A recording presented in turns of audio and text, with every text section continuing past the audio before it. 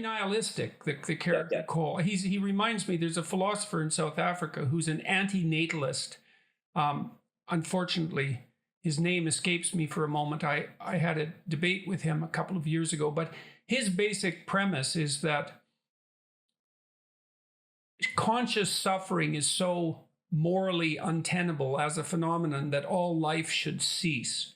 That if we were making the proper moral choices, we'd stop reproducing. But not only that, that we'd also do what we could. Well, we can leave it at that we'd stop reproducing, because if you sum up a life, it's bitter, and the bitterness overwhelms the sweet. And so it's cruelty to perpetuate.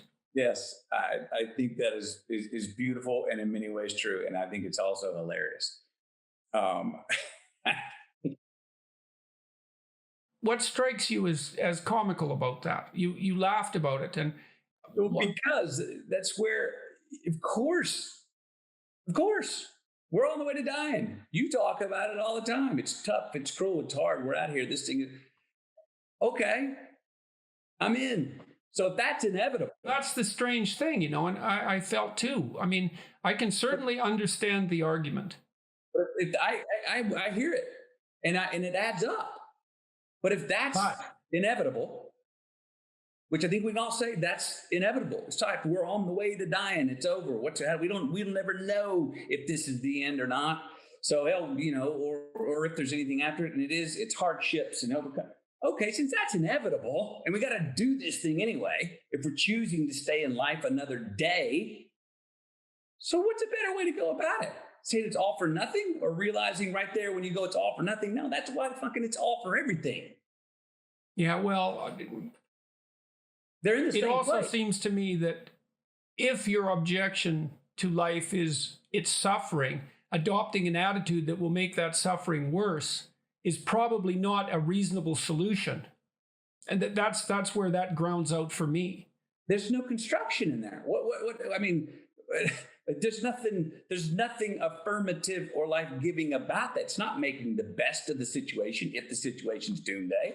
So, I'm not for Hallmark cards and delusional optimism, but I mean, in this way, I would say optimism is survival. It's like, well, okay, if it's all for nothing. I think optimism is courage, if it's not naive. And one of the things I liked about your book too was that your optimism wasn't naive.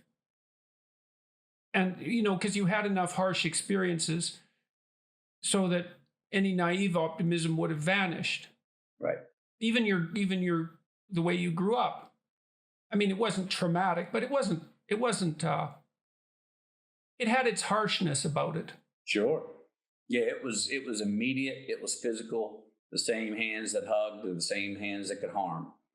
Yes, and there was also very little sign of, and maybe no sign of bitterness about that. And no sign, I didn't think of any excuses for it either. Like when you portrayed your father, like you said, he was a man who could hug and hit, and both of them were meant.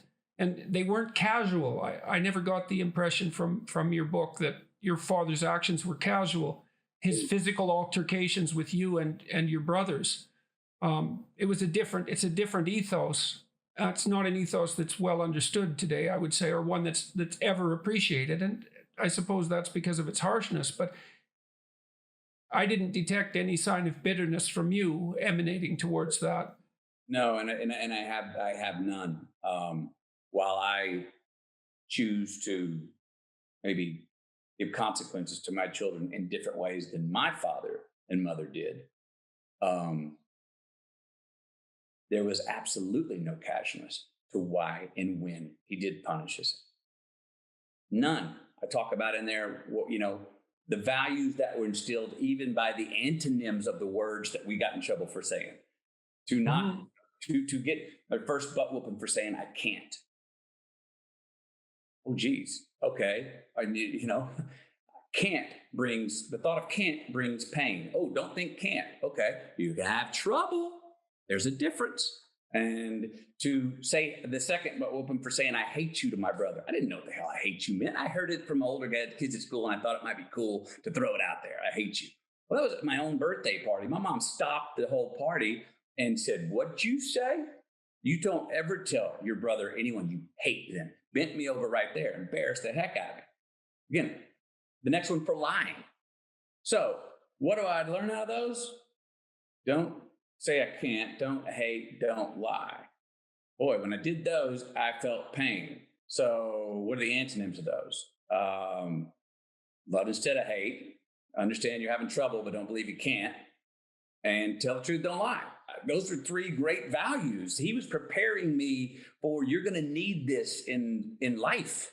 You know, it was also the time when I called him to tell him I want to go to film school instead of law school. And he tells me, yeah, that was a striking story.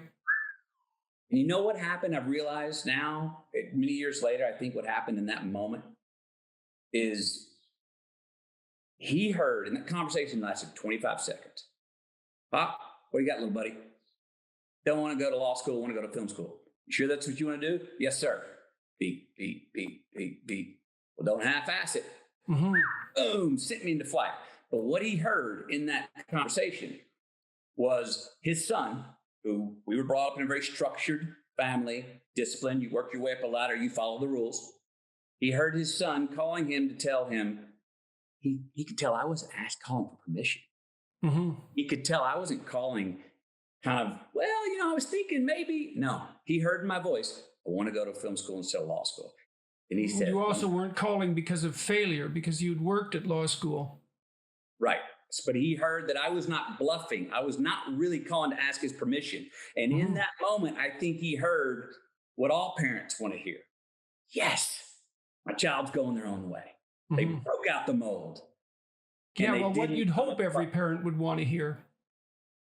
I hope so, but you know what I mean? Yeah. You can't come. I had plenty of times before that I asked him for things where I was bluffing, and he could tell. Where, Dad, will you please get me the skateboard elbow pads and knee pads? I really want to be a skateboarder. Are you sure, son? Yes, sir. Shit, I did skateboarding for 3 weeks, and then they gathered dust and got cobwebs. Damn it, that was a fad. You know, I talked my dad into doing something, and I didn't follow through on it. But he heard this time a resolve and a clarity in me, and I think on the other end of the line, he was going, that's my boy. That's what I want. Yeah, well, for him to give you the green light that rapidly, the situation must have been set up properly. And for the green light that he gave you to be accepted by you is exactly that, as encouragement. Yes. The situation must have been set up properly.